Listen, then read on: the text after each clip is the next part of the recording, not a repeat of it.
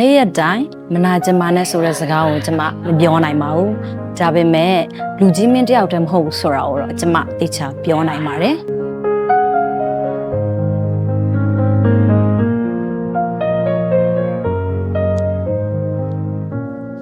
ကန်ဆာကလူကြီးမင်းဘဝရဲ့အနာဂတ်ကိုသတ်မှတ်ပေးတာမဟုတ်ပါဘူးလူကြီးမင်းရဲ့တတိနဲ့ဆုံးဖြတ်ချက်တွေရပဲဒီတိုက်ပွဲကိုအဓိပ္ပာယ်ရှိစေတာပါ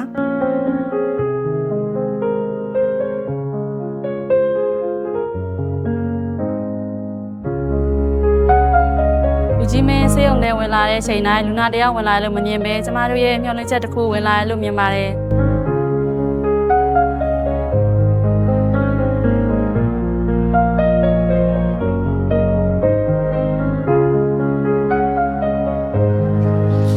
စံတဲ့ချက်စစ်ဆေးချက်တစ်ခုချင်းဒီတိုင်းမှာလူကြီးမင်းပြန်ကောင်းလာပါစေဆိုတဲ့ဆုတောင်းချက်တွေပါပါတယ်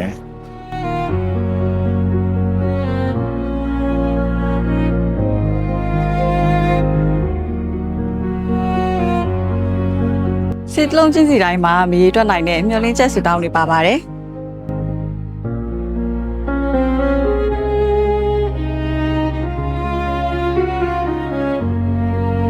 ကျမတို့လောက်ကတိတ်တိတ်လေးပါဒါပေမဲ့လူကြီးမြင့်တွေရက်တည်နေတဲ့စိတ်ကဘယ်တော့မှတိတ်မနေပါဘူး